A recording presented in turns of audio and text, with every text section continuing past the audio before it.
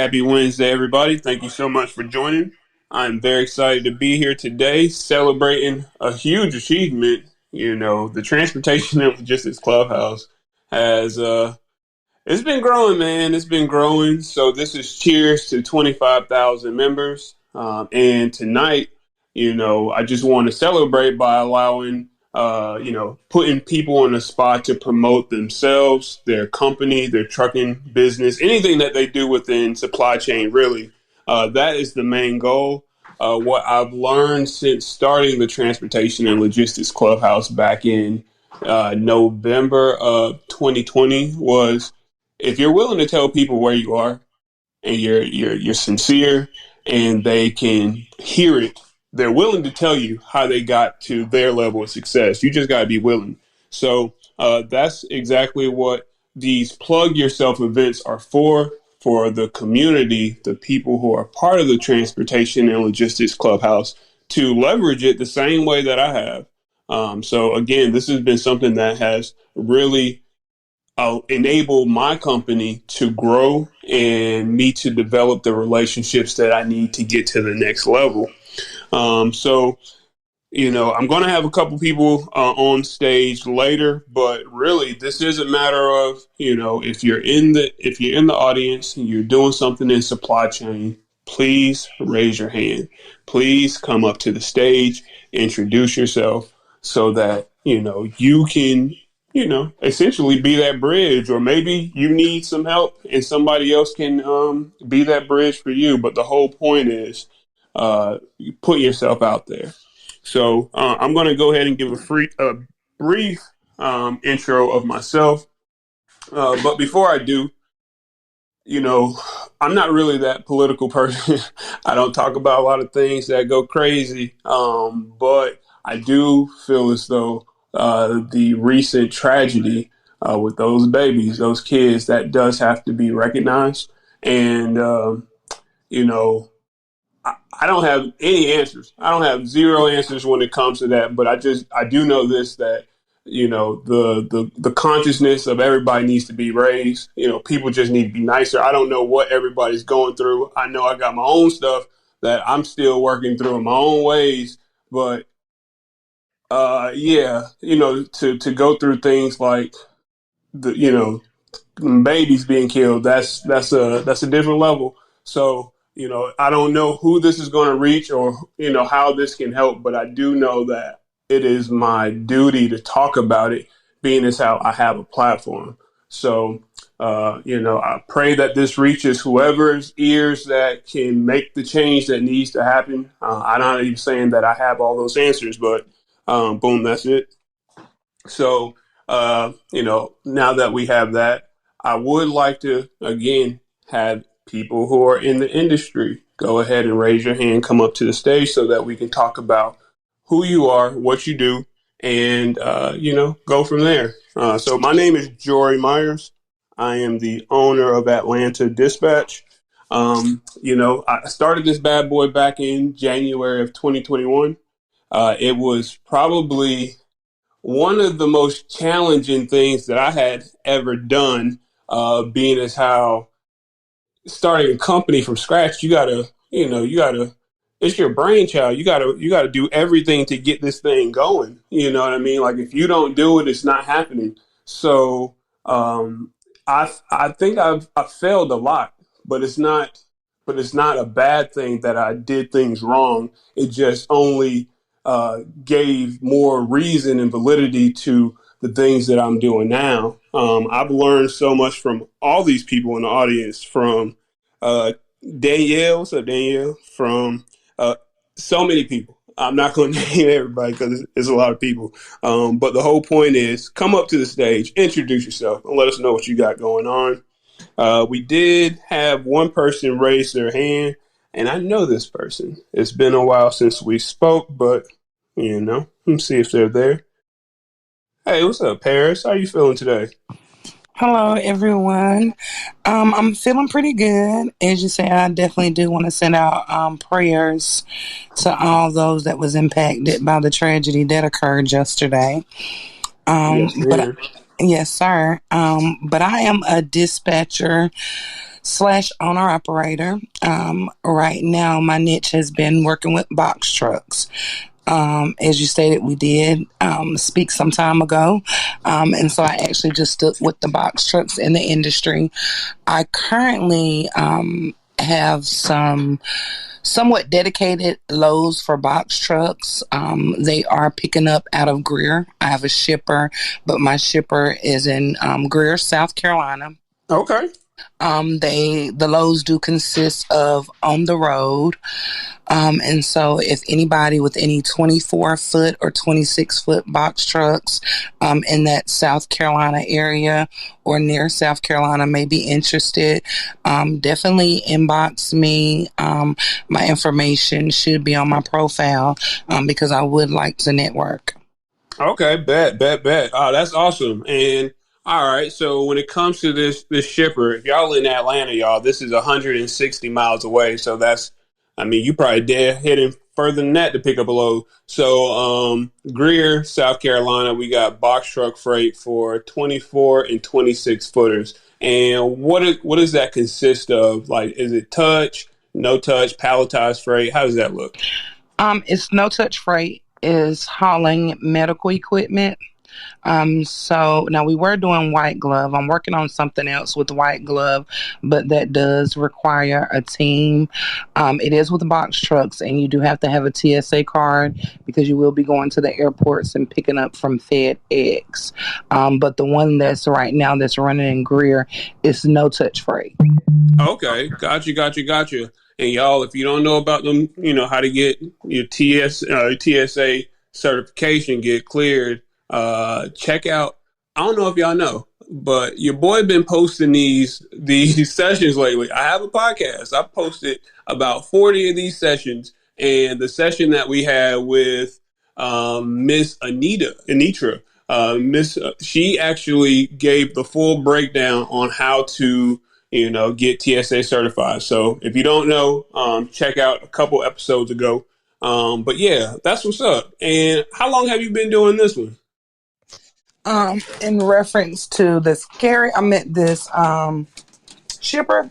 Yeah, because you and I, we used to chat back in the day about the box truck freight, and I don't know if we were talking about this opportunity. I apologize. I couldn't get off mute. So I have been dealing with this shipper for about 6 months. Hey. And the rates were really well. My rates was running about $4.50 per mile. However, due to the industry and so many newcomers, it's very competitive. Mm-hmm. So the rates have dropped. So right now they're ranging from about $250 to $325. Also, they do have some stuff for sprinter vans.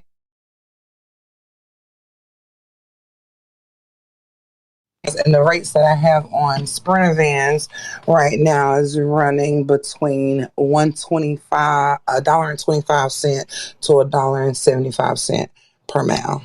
Okay. Well, yeah, Paris, man, I appreciate you coming up.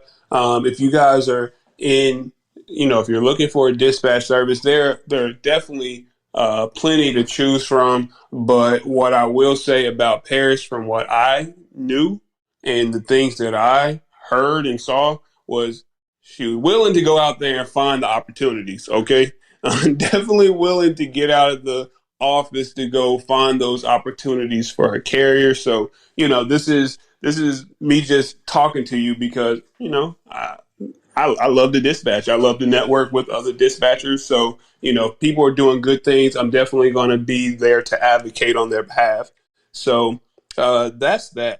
It looks like Paris picked up a call, or someone's calling her right now.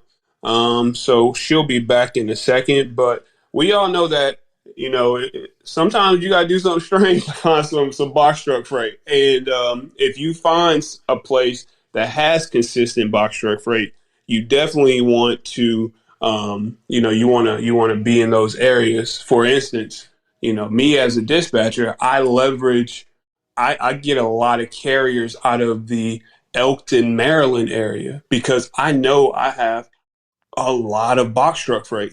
I have a lot of semi freight out there too, but box trucks need special love.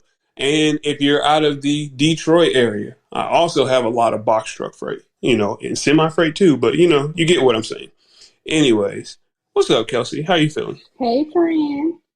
Hey, what you been up to? I'm still in front of the computer. Oh, you working? Look. Oh, Lord. Kelsie be working, y'all. Kelsie be working. So much. No, but I'm so proud of you. Cheers to 25,000. I like to say, Truck and Breakfast Club, shout out to still us. It's hey.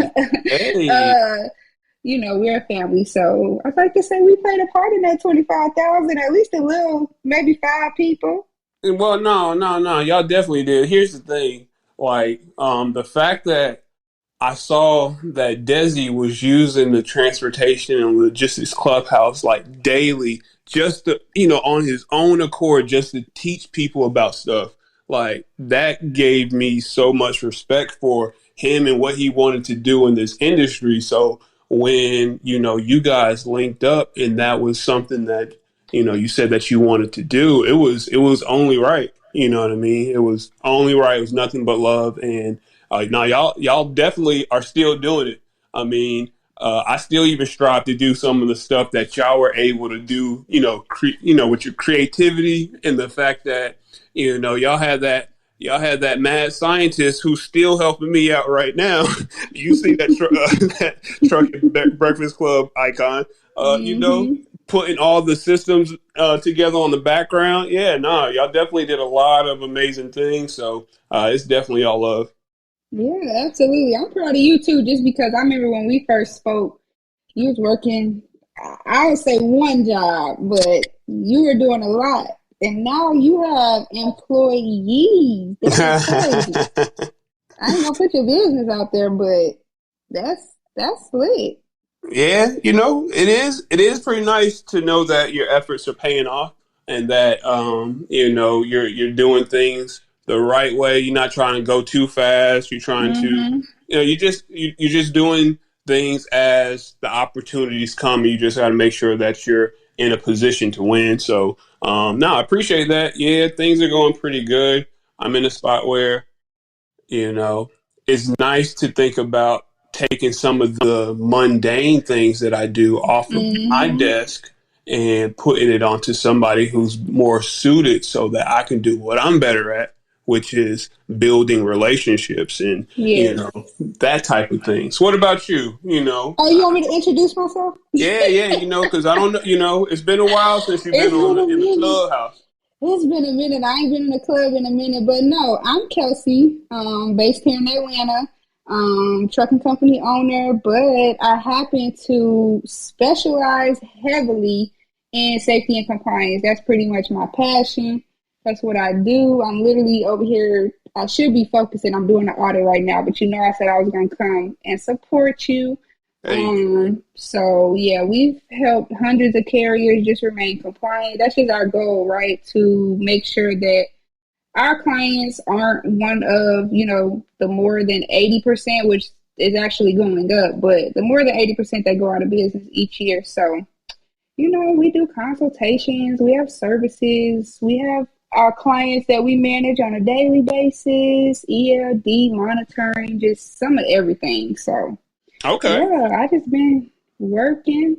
I got some new stuff in the works that I'm excited about. Right. So look, let me ask this. So, are you still taking on mentees? Yeah, all the time. So actually what I've done now is, which is crazy, but I probably needed to you called him the robot. I probably needed to call him because people were literally trying to scam my freaking course website once they see that I did some things to it. So I feel like the mentee part is a lot of continuing education for me. I don't really like the term course and stuff like that. So we're switching everything to a subscription basis because we have multiple different things that goes into it. So we have the course, of course, and then we have the weekly live call. So we meet on a weekly basis, which is literally continuing education, whether it's our carriers that need help, dispatchers, or people that want to start their compliance business. So we do that, and then we also have the Facebook group. Like just now, I went in there and posted a SOP for creating your own driver application electronically, because if you don't have an electronic driver application, that's going to reduce the driver from applying to your company by a great deal. So right, I just decided say that again. Decided to do a subscription because I don't know, I just wanted to do it like that, because I'm not, everybody that knows me that I even talk to, like, I do a lot of just good faith type of stuff. Like, if somebody asks me to do something, sometimes, a lot of times, I don't want to say I don't charge them in front of people, but, I just do stuff to help people. That's just how I am. So I understand that it's rough out here for some people, and some of them can't afford to pay a certain price for a course, and I'm not in it to get, all the digital money. So, No, I definitely feel you. It is. It's nice to be able to like just help folks. Right. And, that's essentially how all of us got our start was, me, I was on the, hey, I need to learn because I'm trying to exit corporate America. And these folks just fired all of my 3PL drivers that I was dispatching for. So what am I going to do as a dispatcher? You know what I mean? Yeah. So I'm like, how can I transition the knowledge I have to entrepreneurship? And, thankfully I saw people out here hitting. I'm like, oh, I can do this. This is something I can do. So, but no, that's what's up. And so what, you going to stick around or you got some stuff to do? No, I'm going to sit up here in case you want to talk about something, but, I won't over talk too much. Okay. Well, tendencies. Oh, yeah. I'm not tripping. I just, at the end of the day, it's all love. So I did have the ability to invite somebody to the stage, a young lady who I met. My girl. Hey, I'm not going to introduce her. I'm going to let you introduce her. All right. Well, I'm going to give the brief intro that I got. But if you got some additional, feel free. I was really trying to figure out who did it. Was it you or Kelsie? Because I didn't see it. I just saw the notification that I was brought on stage, and her and I are texting each other. So I'm like, did she just do this? No, that was me. That was me because I recall meeting you at the Leading Ladies of Logistics conference last November. And I love what you were doing in the industry, getting plugged. And I just wanted to, I know that you are definitely somebody who can talk about your business. So I wanted you to be able to talk about your trucking company. Is that something that you'd be interested in? Yeah, I'll do it. I'm just being funny because Kelsie knows that I do not want to come up on stage and talk about nothing. So,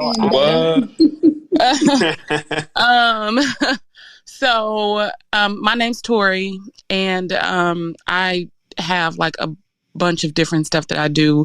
9 to 5, I'm a program manager at a software development company where I implement $1 million software for large companies. And then I have a carrier company. I have a carrier company that I own where I have a couple trucks. And then I also own a separate dispatching and back office management company where I manage trucks for other people along with their back office stuff. So I'll dispatch for them, and then I'll do like their IFTA paperwork and their renew their plates and do what Kelsie does, which is like audit their ELD records or, play babysitter to their drivers. So talk about it. I got that from you when you said babysitter. I said, oh, that's the perfect caption. Yeah.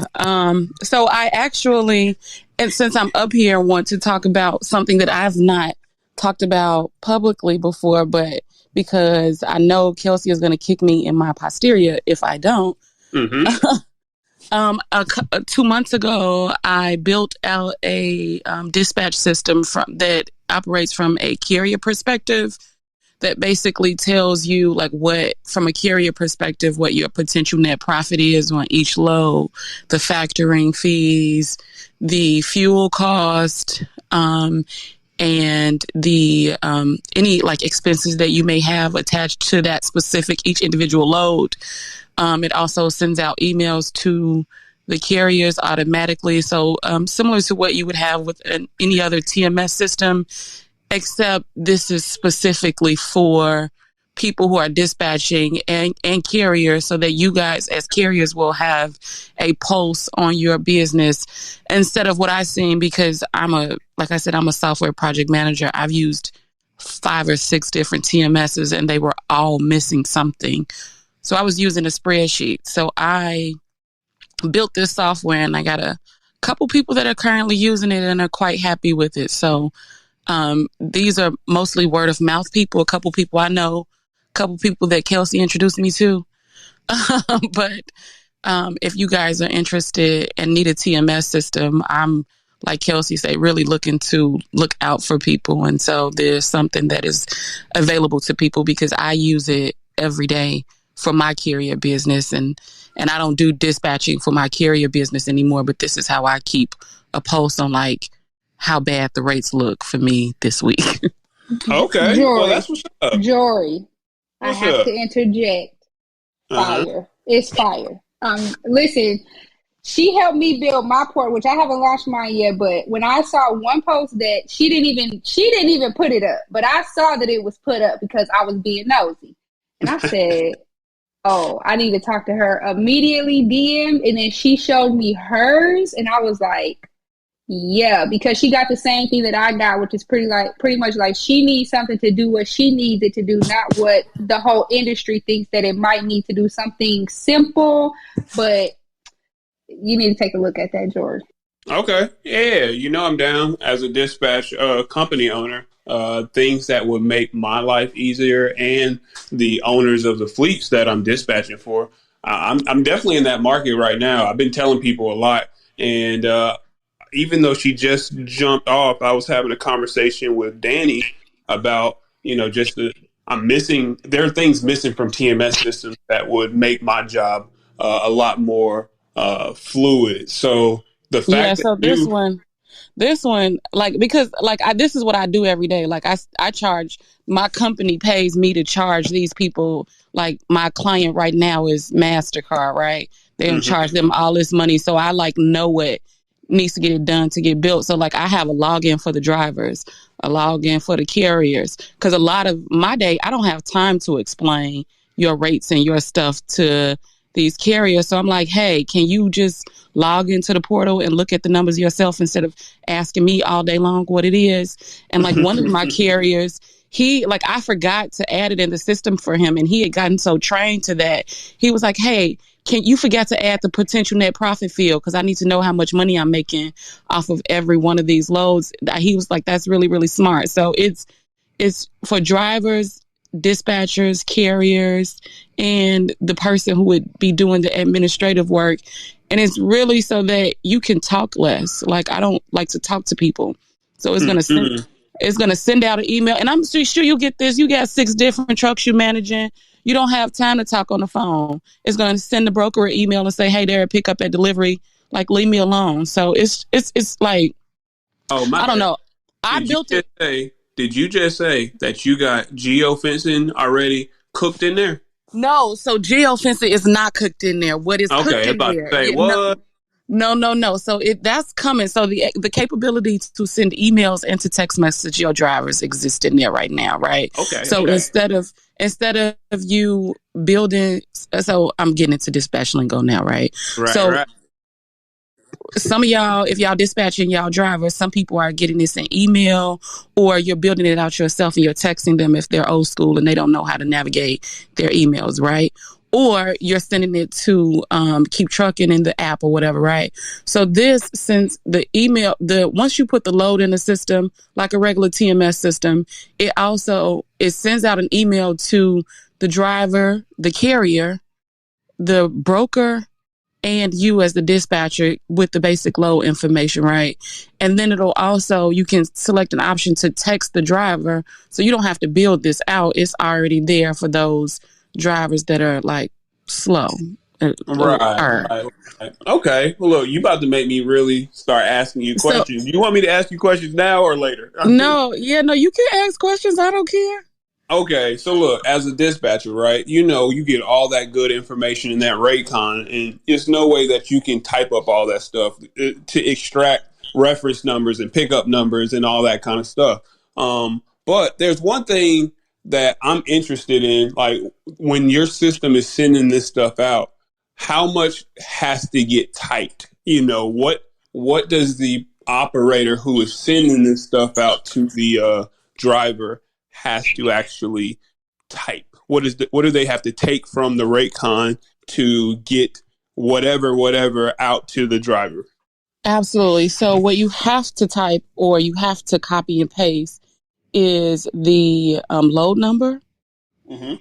There's a field for the date, so you don't actually have to type that out, but you have to do a couple clicks to get that information in there.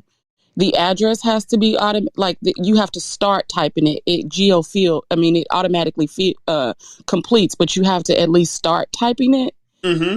And then all of the, if there are notes, there's a section for notes where you can leave multiple notes. Mm-hmm. I generally just copy and paste all of that from the Raycon. If it's something like you must, so those fields have to be typed out. I don't have anything yet that will go and grab all of that stuff from the Raycon, because as you know, every single broker wants their Raycons to look different. I haven't found a way yet that we of course have PDF readers, but when you're reading it, if the format is different, the PDF reader doesn't know to grab, because one Raycon may say reference number and another Raycon may say load number. I haven't found sophisticated enough OCRs that will pull that based on trigger words. I hear you. This is the exact conversation I had with Danny, the one that I was just referencing to. Mm-hmm. So no, it's great that you are speaking that language, because our conversation, even though she techie, I wasn't sounding nowhere near as official as what you're talking about right now. Oh no, I'm a tech at heart. My Instagram name is Glasses and Glitter. I came up help desk support, desktop support, networking. I just became a project manager in the leadership 7 years, but I graduated from college. My first job was a help desk support at Kaplan. And then I did server management and all of this stuff. So my Jones is in technology. I was Apple support for my family for 15 years. So. No, I definitely hear you there. Okay. Well, look, I would love to see the program, because, like I said, as someone who's in it, I'm always looking for efficiencies to add to what I got going on. And not only to me, I got to think about, the folks who I want to do this for me. Is it something that is easily understood by someone who's not as vested in the industry? So I'm very interested to see your program. Okay. Yeah, no, you can see it. I'm if anybody else wants to see it or wants to talk dispatching or carrier jargon or anything in between my calls and my meetings, I'm open to talking and texting, because it's hard out here for a lot of us right now in the industry. So I feel like we only get together by holding ourselves up. So. Right. No, I agree. And look, this is what someone, Miss Knight. Hey, Miss Knight, how you feeling? Miss Knight said, is there a way to get a link? Is there something that we can, how does one approach you to say, hey, I would really like to see if this is the right situation for me? Yeah, so y'all gonna laugh at me, but this system was not built for me to sell this. This system was built for me to use it. And so I showed Kelsie the system, and Kelsie was like, no, you're selling this. We're letting people have this because people need this. So I don't have any links or a website or anything. I can share with you guys, I'll drop it in the chat here, a link so you can book the demo with me, and then I can show you or send you emails so that you can see what it actually looks like. But it doesn't yet exist in a place where it would make sense, because honestly, I just did this for me. And then Kelsie said, you need to do this for the masses. And now here I am. Right. Okay, well, bet. Well, the masses are here and they're asking for it. So, Kelsie, thank you so much for bringing that, because nobody would have ever known. And the people need to see, the people need to know, and, feel these efficiencies. So, appreciate you. That's a fact. All right. Yeah, so look, we got some folks I haven't seen in forever. What's up? My brother Blue Goose. What's up, man? It's been forever. I pray everything is well your way. Look, folks, I'm happy to have had Torie share what she has going on. But just like she did it as seamlessly and smoothly, that too can be you, and folks can know what you got going on and get interest and maybe even help. Because if you didn't hear, I just said I need help as a dispatch company owner to make my system a little bit more efficient, and boom, an opportunity is right here that might be able to help me. So, it's as easy as that. But outside of that, let me just go ahead and maybe invite a person or two. Just invite a person or two. And in the meantime, Kelsie. So look, what was that thing I was telling or asking you about? Because, like I said, my wife had pointed it out to me, and I wasn't, it was kind of new. It was a question I couldn't necessarily answer. I thought I knew the answer, but what you think the answer was? I thought it was illegal. I thought it was super illegal. So explain the situation and tell me why you thought that it was illegal. All right. So here's the situation. It's the blackness of night. It is almost midnight probably. And riding down Atlanta inside of 285. So if you're a truck and you're inside of 285, you better have some business. It's hot. Yep. So essentially, this truck, 53-footer with a roll-up trailer, had a lift gate, and the lift gate was up. Obviously, they're traveling, but that trailer door was open. Okay, I saw this product that was sticking out, that was protruding out of the back. So basically, it's saying to me, they had so much stuff in the trailer that they couldn't close their door.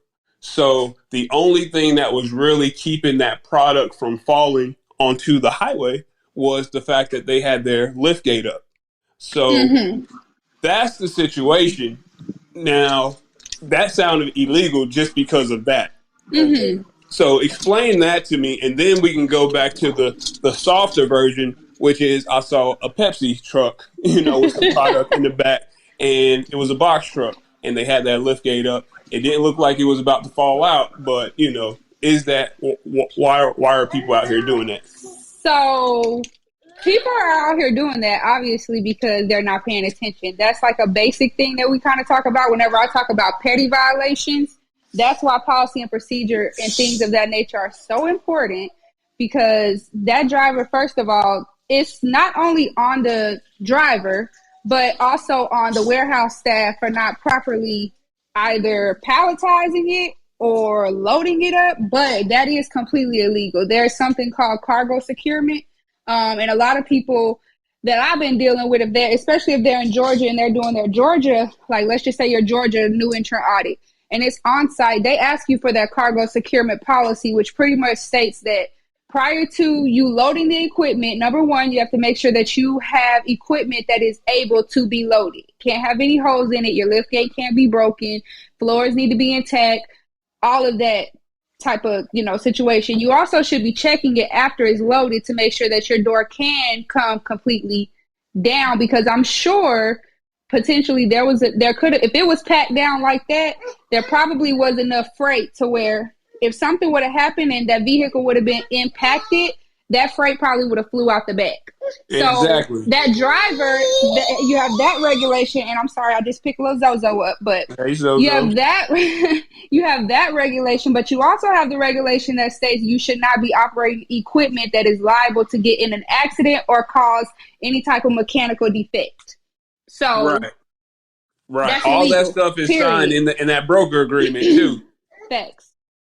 Right. Okay. Yep. So I didn't have that official terminology, but I knew But you with were. Pepsi, they probably didn't have a broker agreement. If you think about it, if it was a Pepsi truck and it was literally like a Pepsi truck and not something that they purchased after Pepsi used it, somebody else's company, that's on the company as a whole. Right. Yeah, it was definitely a box truck wrapped in Pepsi get up. You know what I mean? So yeah, no way around it. But yeah. So that was the situation, and I was like, this. I don't know the official answer to tell my lady, but it don't seem right. So let me get Tell an expert on tell her to Google cargo securement and it. operating equipment while it can potentially get in an accident or have mechanical defects. Breakdown is how FMCSA put it. Okay, no, that makes perfect sense when you say it like that. Okay. So look, we did have somebody else join the stage. They had a very, very, very nice intro into the chat, so I wanted to invite Miss Soldier Girl up to the stage. Soldier Girl, how you doing? Please introduce yourself. Hey, good afternoon, everyone. So my name is Onika. I go by Soldier, just for the people that trying to hack your pages. Okay. So I just retired from the Army. I'm actually still on terminal leave, and I have been looking into this trucking industry because of my family members. But I want to become a dispatcher. I have a few family members that are drivers. What is some advice that you would give me? I signed up for a course that I will take in the near future and want to start my own dispatching company at first because my brother advised to be a dispatcher first before I try to be a broker. Mm-hmm. I've been interviewing for like driver recruiter because I've recently a recruiter, and I just want to learn as much as possible before I start on my own. What would your advice be to me? Mostly I'm inspired by y'all too. Okay, bet. Yeah, well, thank you so much for your courage to come up to the stage, let folks know, hey, I'm still trying to figure it out. That's step number one right there. And before I go into answering or providing what I think, can I ask you one follow up question before I start? And what type of equipment does your family members have? Do you know what type of trucks? So they have 18-wheelers, and I don't know how large is the. No, that's fine. But yes, That they that have right there. That right there gives me what I would need to kind of like where to answer from. But essentially, it sounds like you have a great opportunity. You have people who you love, who you're already close to, that would be willing to allow you to dispatch for their trucks. So you already got step number one down. But not only that, you are in the spot where you need to learn industry jargon first. Like you got to understand what means what. So when you do start talking to brokers about freight, you don't sound like you're so new that they can easily take advantage of you because everything is negotiation, and negotiation on freight. It happens as soon as you pick up the phone, as soon as you say any words, they're already reading you. So um, they're right when they say that before you become a freight broker, becoming a dispatcher would definitely put you in a great spot because a freight broker is only as good as their dependable carriers. So you being able to become a dispatcher, you'll be able to mix and mingle in the network.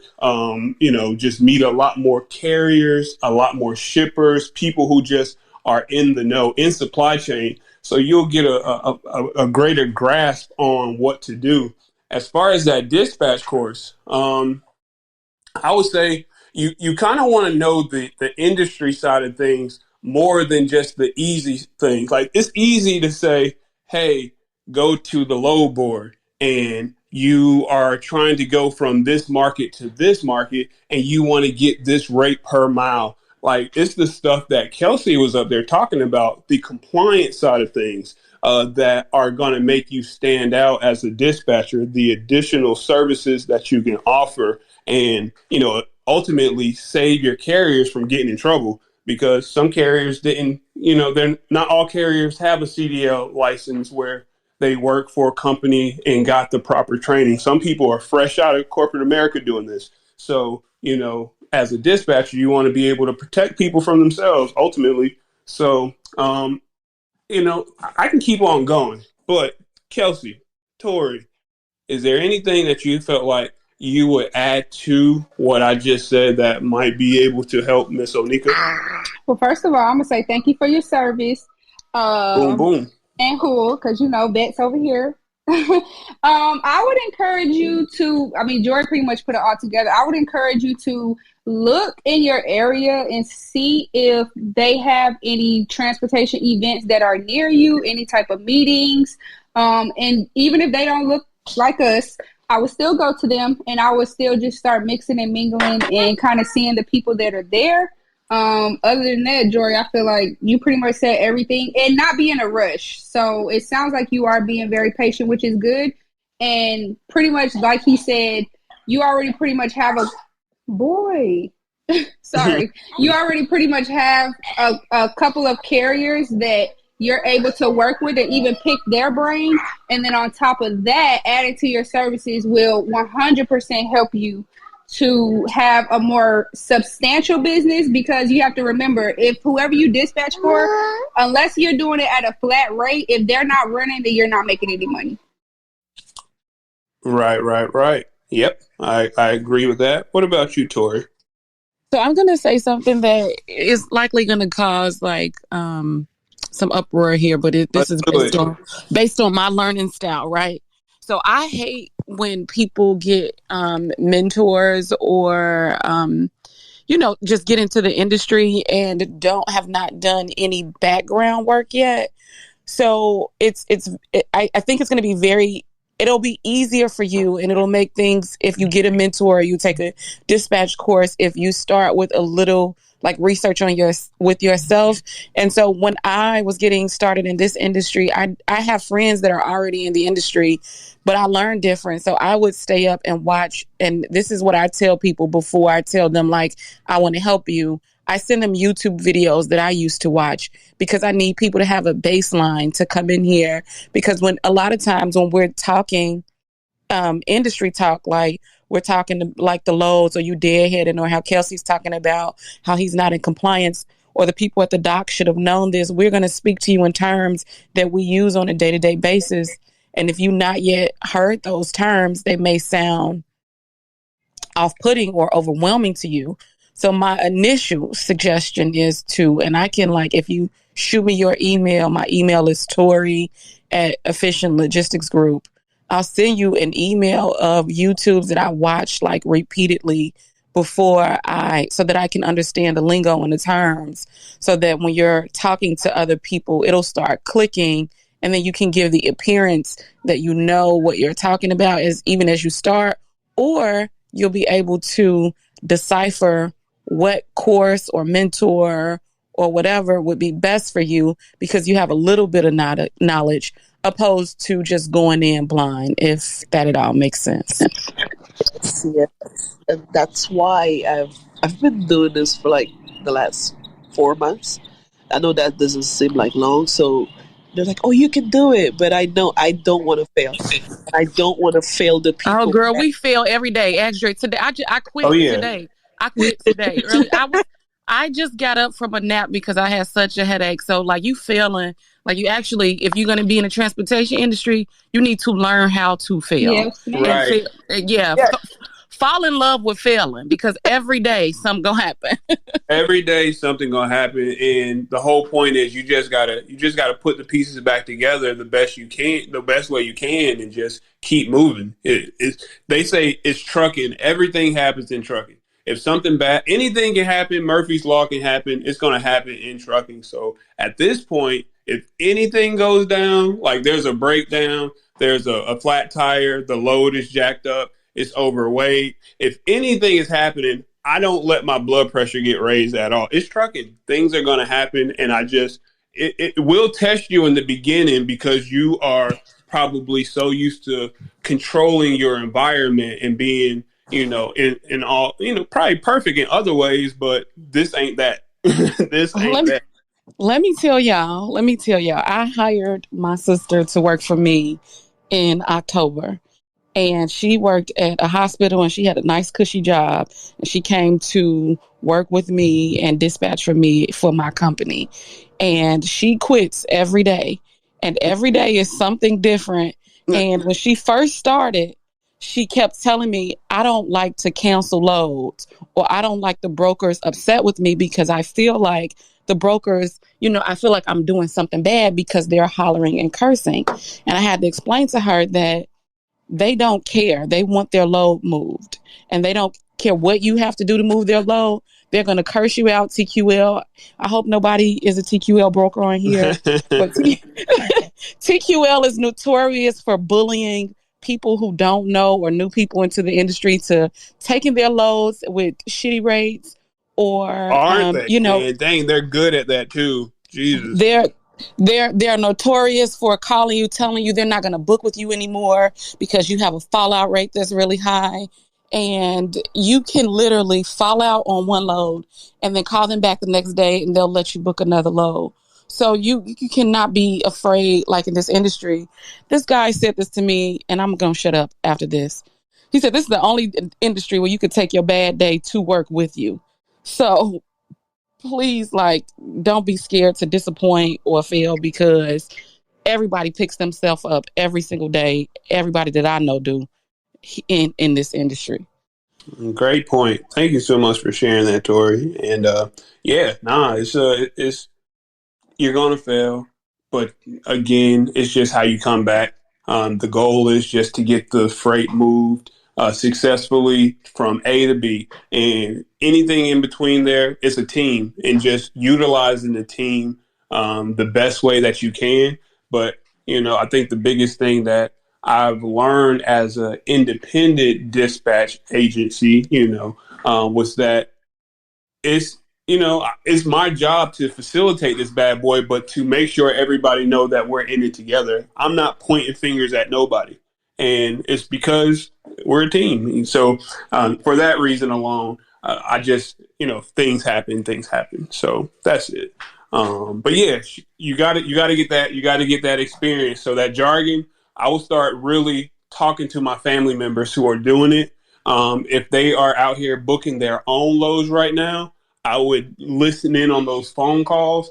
If you could, and you have the flexibility, the availability, I would even take some ride along so you could see what the day of a driver really looks like. What does it look like going to a shipper, checking in at the security guard, waiting to be loaded, maybe having to load themselves or unload themselves? Like, I would, see it firsthand so that I would be able to get more of a feeling about the whole situation. And from there, you'll be able to just connect with people. So that's all I got.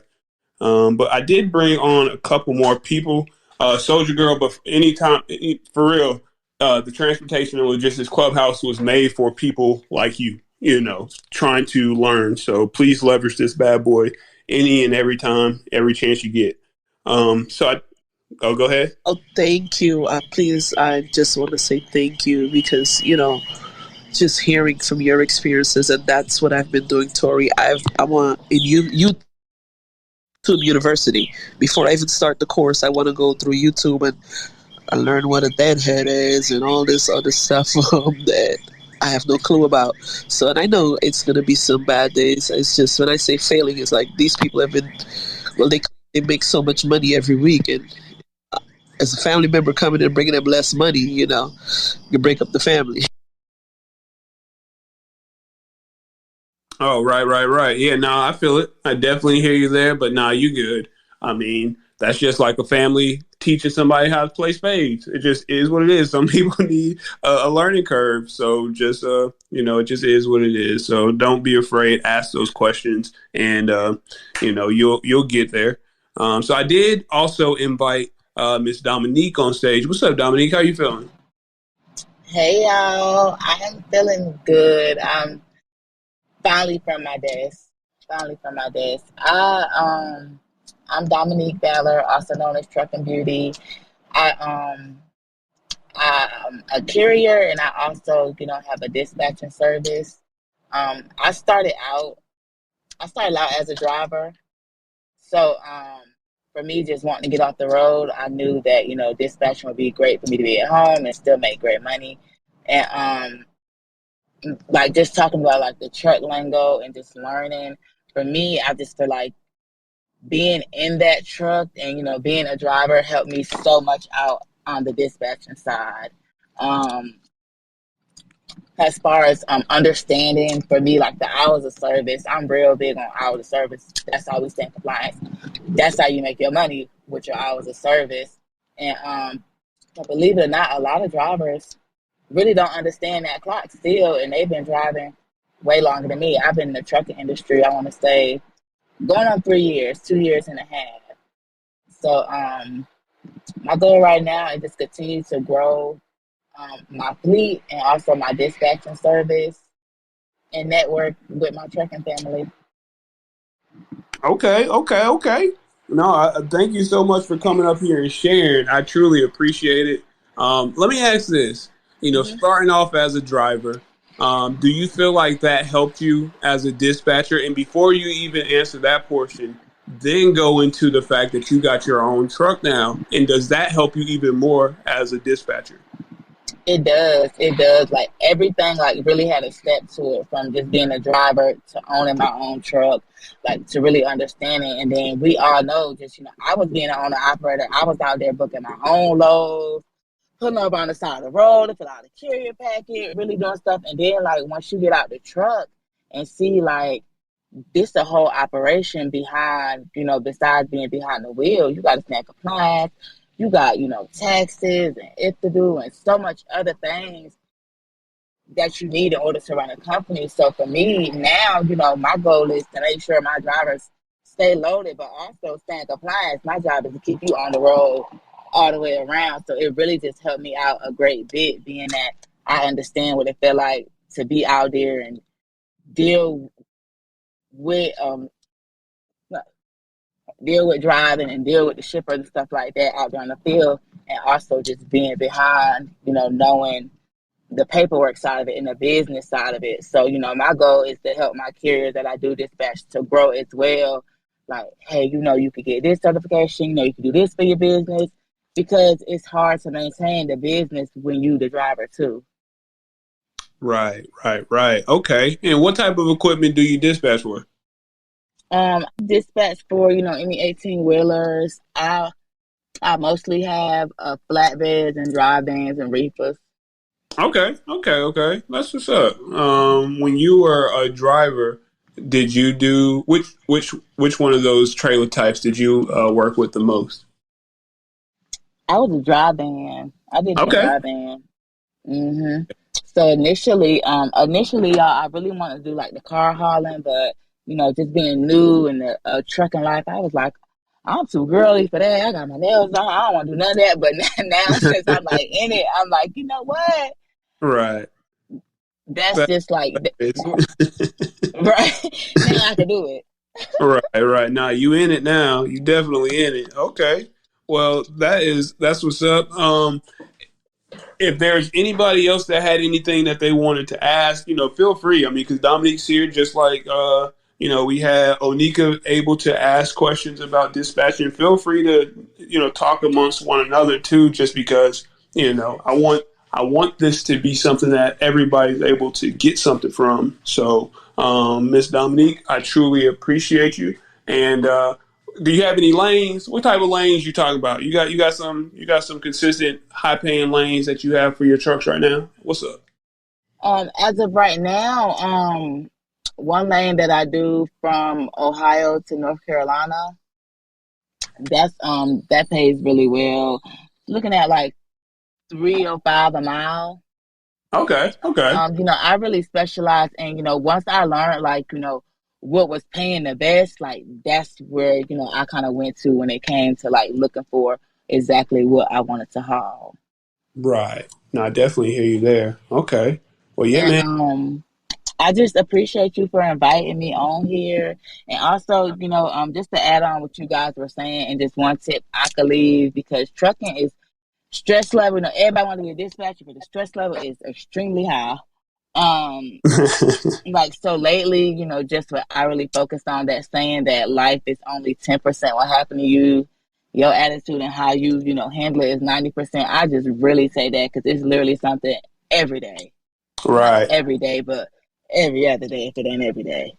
No, I hear you. I definitely hear you there. Even me, man. I have to sit back and just chuckle at myself that I got mad about Seriously. something when I can really think about how blessed I am. You know what I mean? And just if I Mm-hmm. really sit in that, man, nothing can touch me. So Absolutely. I appreciate you. no doubt, no doubt. And I don't know if anybody's out there listening, but I do have some very, very, very capable carriers out of the North Carolina area who are seeking freight out of the Charleston port. They like to do container work. If you got something where I can pick that bad boy up every single day, I got two carriers or two trucks that can work that thing every single day. So let me know if you're listening. Just hit me up. But anyways, Okay. going to we do have Ms. Dominique. You think okay? Boom. We did bring up Laura. What's up, Laura? I haven't talked to you in forever. Hey, I know it's been a minute, but I'm here supporting. Yeah, appreciate that. I thought about you the other day. I was like, man, I remember Laura was out here getting all the carriers, all the folks, for these high paying lanes, or she knew that people were needing things, and she was out here really becoming the plug. How's that going for you? Oh, that's going good. It's going good. I just do it to help and, just network because that's one thing I learned in the trucking industry. You really got to network, to be able to message like you or Kelsie or, anything you need as a question or so. Yeah, that's how I built basically my relationships with people in the trucking industry. Okay, yeah, that's true. hmm Yeah, that's very important. I could say for anyone here in the room. Make sure you build those relationships with people because you never know when you have a question and they could help you out or you could call them, pick up the phone and you could call them and say, hey, this is what's going on. And they could give you that helping hand. And then also when they need something, or have a question for you, you're able to help them. So it's more like, teamwork. Right, right, right. So, look, what was it about? I mean, do you feel like you were just raised differently that said, you know what, I'm going to speak to people, I'm going to network? Do you feel like it was something that you just naturally had, or was it a conscious decision? Yeah, no, with me, I just naturally have it. Like that's something that I naturally do and that I have. And yeah, that's just the way I am. And I do it like genuinely, because I Hmm. feel like I just do it genuinely. And then that comes back to me and it's not always about like, oh, I need to like make the money or like, I'm going to charge you. Like if I have the information and it's right there, and I could bless somebody, that blessing is going to come back. So that's naturally who I am. And so people gravitate towards that. No, I definitely feel it. I definitely feel it. Well, the funny thing is, look, I ain't gonna lie. I was hoping that you're gonna say you grew into it, so other people who don't naturally do that can know that they too can do it. But no, that's awesome. I love it. Yeah, I you just definitely have to be passionate, Jory. You just have to true. be passionate about it. I'm actually, if anybody in the audience actually has their endorsements, I know of a great company that they're looking for drivers. You have to have your hazmat and tankers in 6 months to a year. So if I could help out anybody here down in the audience, or if you know somebody, yeah, just hit me up. Okay, bet. That sounds great to me, and which makes me think, folks, if y'all know people that got those pneumatic trailers, especially if they in the Atlanta area or North Georgia, like Rome or Dalton, holla at me. I got this lane that is daily. It's 3 times a day, making pretty good money, and it's only a 40-mile trip. So, if you know people that are interested, tell them to holla at me. But yeah, that's that. Lord, but you said a lot of great things. You can't be afraid to get out here and network. That's if anybody's heard anything that I've said all day, all evening, I hope it's that. There might be a situation where, you need something and you might pray to God. And I don't, you just got to believe that God's going to send somebody to answer that prayer. So you got to be willing to speak to people. How do you know if your prayer going to get answered if you're not talking to folks? So that's how I see it, and because of that, I'm happy to talk and be, just open about what I got going on. So I did have an opportunity to bring on another person. Hey now, Miss Mobray. How you doing, Miss Mobray? Hi, good evening. Can you hear me? I certainly can. Did I say your name correctly? It is. My first name is Bronte and my last name is Mobray. Mobray. Hey, how you feeling? I'm doing great. Thank you so much. Thank you for allowing me to speak. So I am originally from Delaware, but I reside in North Carolina, Charlotte. Hey. And I actually am new to freight dispatching. I just started my own freight dispatching company. And so I am just soaking it all in. I'm taking notes. I have a notebook and I'm excited about it. And so I've had a few people ask me about finding loads for box trucks. What is your experience with finding loads for box trucks, and what would be the best advice on places to look for box trucks? Because I don't see too many people specializing in those. So I just kind of want to get some insight. Okay. Well, both myself and Paris are dispatchers that have been able to service box trucks in the past. Paris, did you want to take that, or do you want me to answer? Hey, Bronte. So I was actually commenting in the chat. I don't know if you were able to look. So I'm actually in Monroe, which is about 25 minutes away from you. Oh, wow. Yeah, and so my niche has actually been box trucks. I like challenges. So when I initially started in the dispatching industry about 2 years ago, I took into box trucks because if you're here, everybody's calling you to pretty much dispatch their box trucks. So I just took an interest in it. What I would tell you is just when riding, if you happen to see a box truck at a company, take a picture or just pull up at that location and let them know, hey, I got trucks in this area. Make up a number. They don't have to know how many trucks you have. Let them know that you have box trucks in the area. Also, a good area to start out is by the airport. There's a lot of warehouses in the airport area. Go drop off some business cards. Just start. Well, the best thing that has worked for me is reaching out to shippers directly. I'll go into their facility, leave some information, and just continue to do check calls.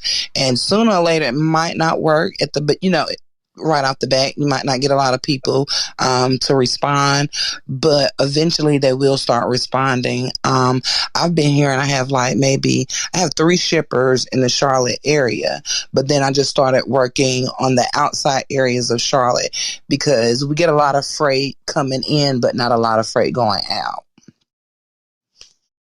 All right.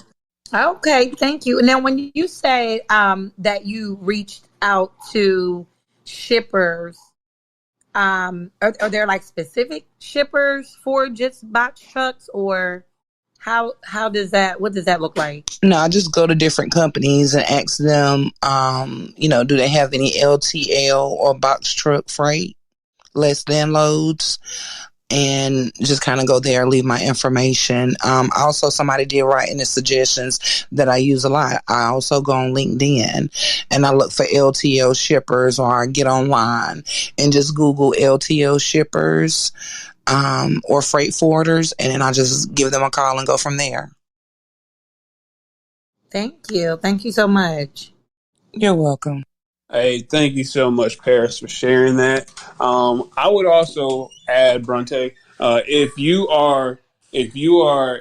have box trucks that are trying to stay local, I think that's going to change the conversation as well.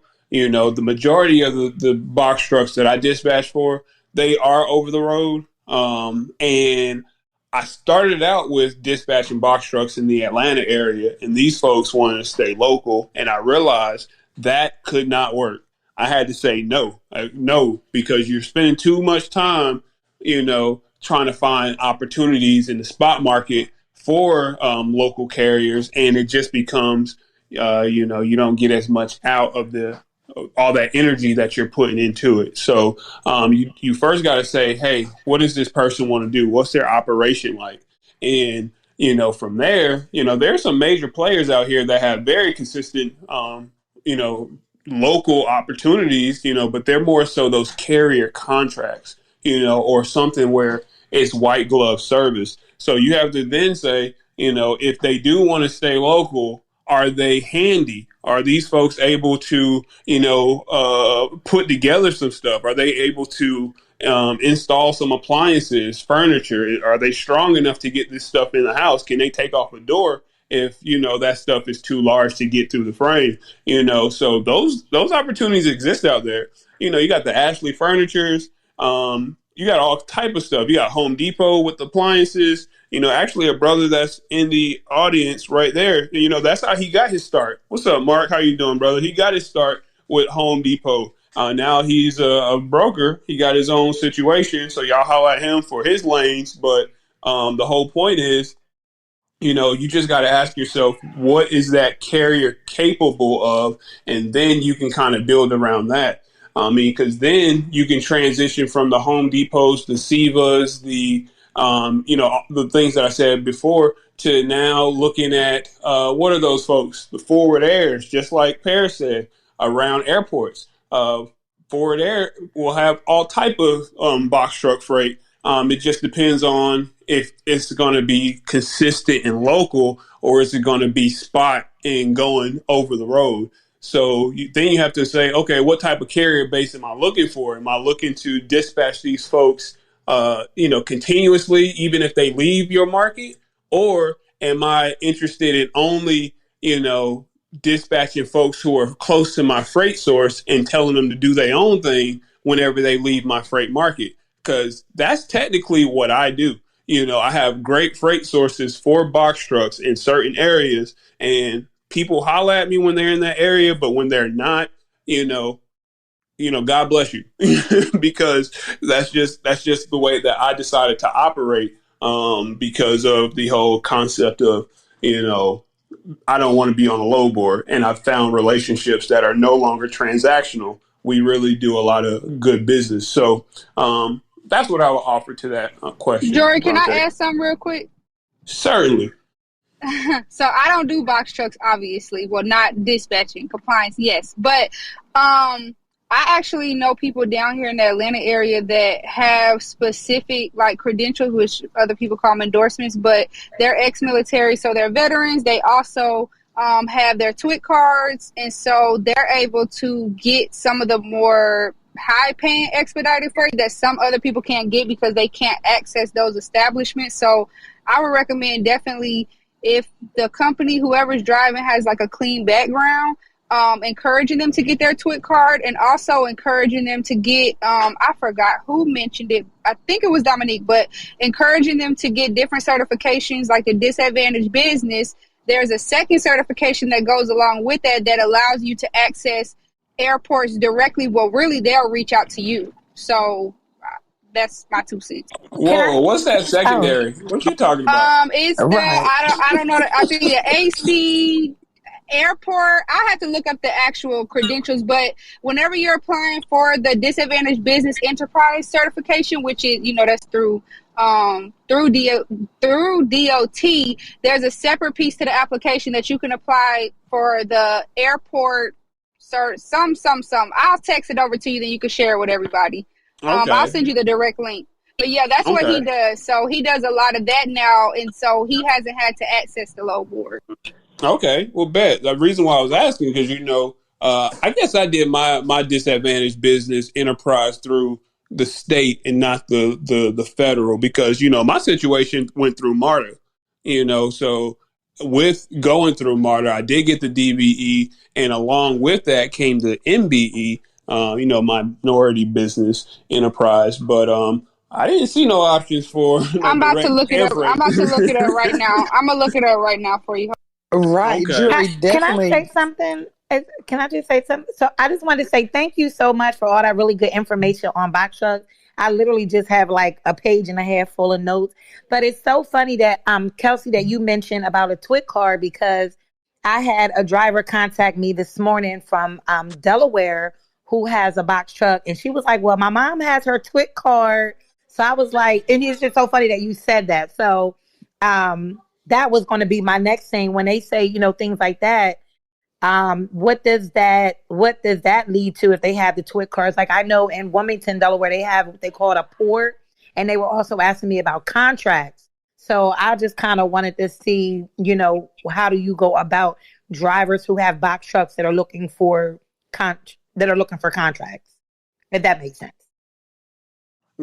Well, I mean, a TWIC card is just another background check. It's a transportation worker identification card, and essentially, it is just additional due diligence done on that person to say that all right, they passed this additional background check, but it's necessary to get onto a port. So you have to have a TWIC card in order to do that, and there are other different shipping places or even a military base where it would benefit you to have a TWIC card. And in some certain TWIC cards and TSA certifications are cousins. Okay.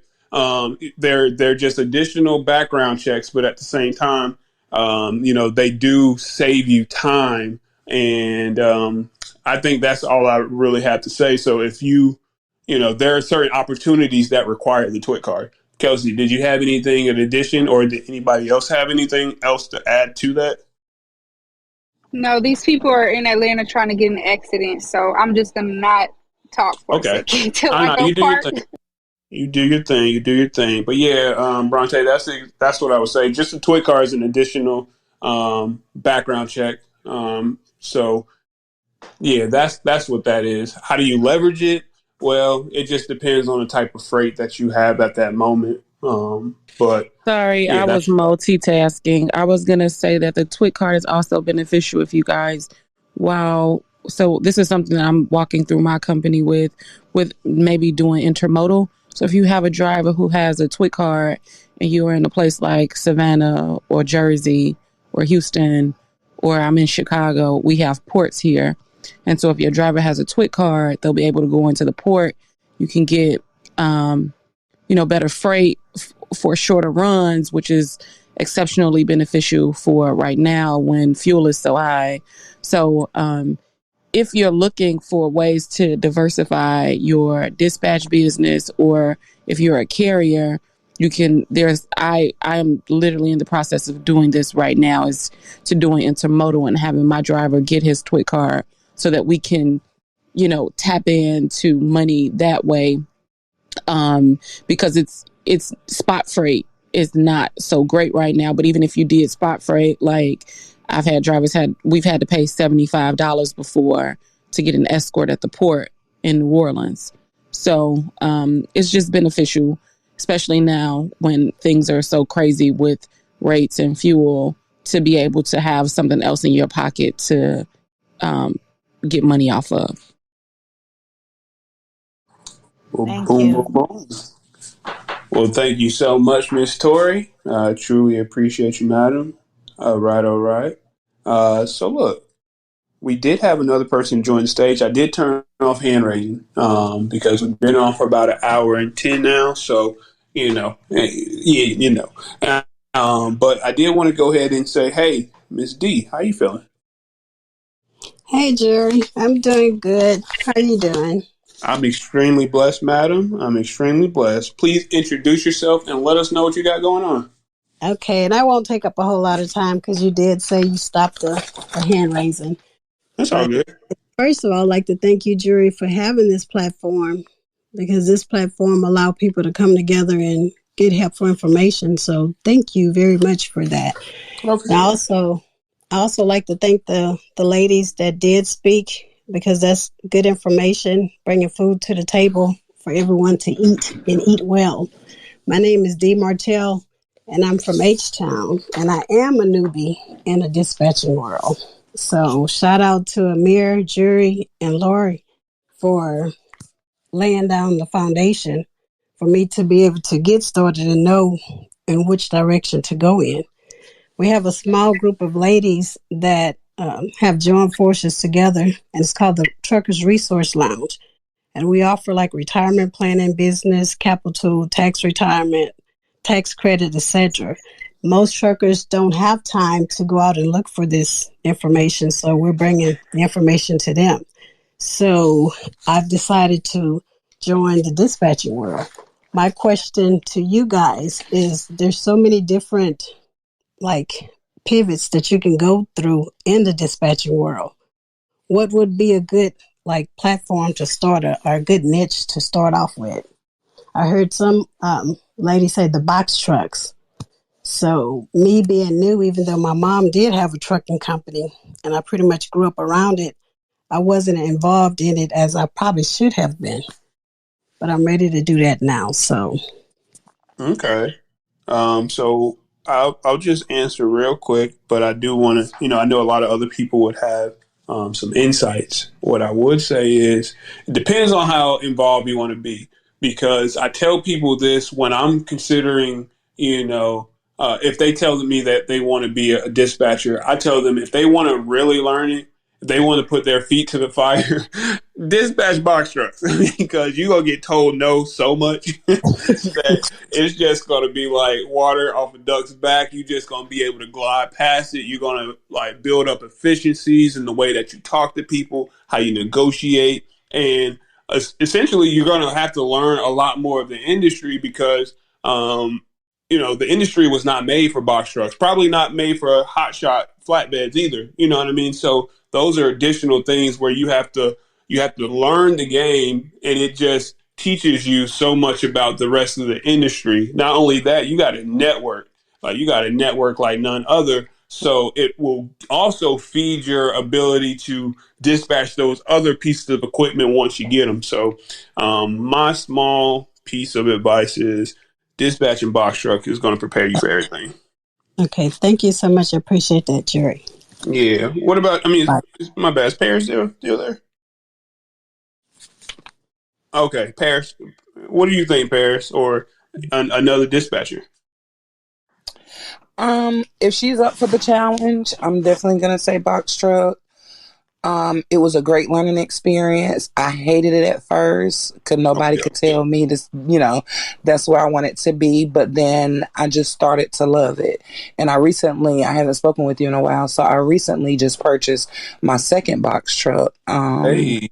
So yeah, it's just about getting out here and what all you're willing to put in it. And as you say, Jorie, and I'm glad you stated that because I felt like I was doing a disservice whenever you stated, you have certain hot areas in reference to freight.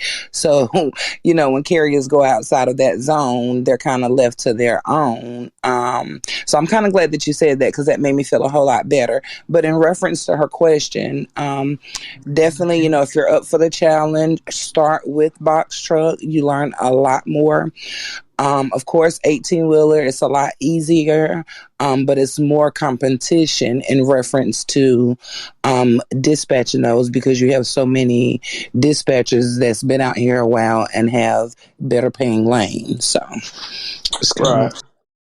Well, yeah, don't feel bad about that either, Paris, because at the end of the day, well, look, my dispatch carrier agreement does not require somebody to, use me exclusively for dispatch services, and that's just because box truck carriers they want to book their own loads too. So what do I look like?